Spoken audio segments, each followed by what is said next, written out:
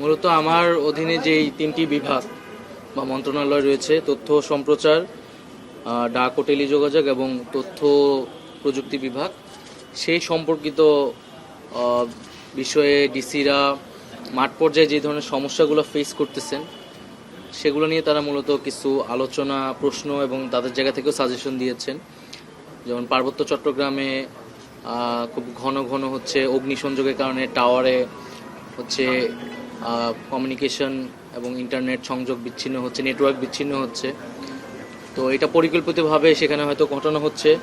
তো এই বিষয়ে কোনো সমস্যার সমাধান করা যায় কিনা, সারা দেশের প্রেস ক্লাবগুলোতে যেই ধরনের গ্রুপিং এবং বিভক্তি হয়েছে সেটা নিয়ে আসলে ডিসিরা খুবই সমস্যায় ফেস করতেছে। তো সেই জায়গা থেকে আমরা বলেছি এটা আমরা যারা ঢাকার যে সাংবাদিক সংগঠনগুলো রয়েছে, গণমাধ্যম সংস্কার কমিশন রয়েছে, তাদের সাথে আলোচনা করে আমরা এটা সুরাহা করার চেষ্টা করব। এছাড়া গুজব এবং মিথ্যা তথ্য বা অপতথ্য যে প্রবাহ সোশ্যাল মিডিয়া, সেই বিষয়ে তারা উদ্বেগ জানিয়েছে বিভিন্ন জায়গায় যে এরকম।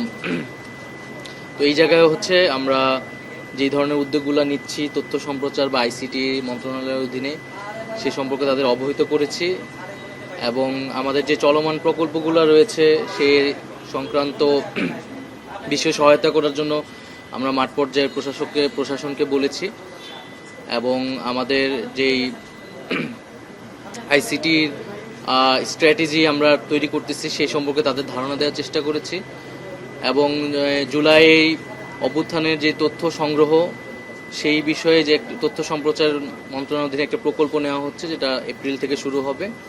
তো যে মাঠ পর্যায়ে প্রশাসনের কাছে যে তথ্যগুলো আছে সেগুলো সংরক্ষণের জন্য বলা হয়েছে, যাতে আমরা সেই প্রকল্পের অধীনে নিতে পারি। এরকম বিষয়গুলোতে কথা হয়েছে আর কি। আমি এই বিষয়ে তো আমার অবস্থান অলরেডি ব্যক্ত করেছি মিডিয়ার বিভিন্ন জায়গায়। তবে বিভিন্ন সংবাদপত্র বা মিডিয়ায় যেভাবে তথ্য আসছে আমি মনে করি যে এভাবে আসা উচিত না, কারণ আনুষ্ঠানিক কোনো সিদ্ধান্ত নেওয়ার আগে, সেটা প্রকাশের আগেই কোনো ধরনের অনুমানের উপর ভিত্তি করে এই ধরনের তথ্যগুলো ছড়ানো উচিত হচ্ছে না। বাইরে যারা আছে বৈষম্যবিরোধী নাগরিক কমিটি, তারা একটা রাজনৈতিক দলের উদ্যোগের কথা বলেছে অনেক আগেই, ফেব্রুয়ারির মধ্যে সেই, এবং আমি আমার জায়গাতে বলেছি যে সেই দলে হয়তো যুক্ত হওয়ার সম্ভাবনা আমার থাকতে পারে, কিন্তু সেটা হলে আমি সরকার থেকে এটা আনুষ্ঠানিকভাবে পদত্যাগ করেই সেটি করব। সেই বিষয়ে আমি এখনও চূড়ান্ত সিদ্ধান্ত নেইনি, কিন্তু সেটা সম্ভাবনা আছে। হয়তো এই সপ্তাহের শেষে আমি এই বিষয়ে একটা চূড়ান্ত সিদ্ধান্ত আপনাদের সবাইকে জানাতে পারব। ঠিক আছে, থ্যাংক ইউ।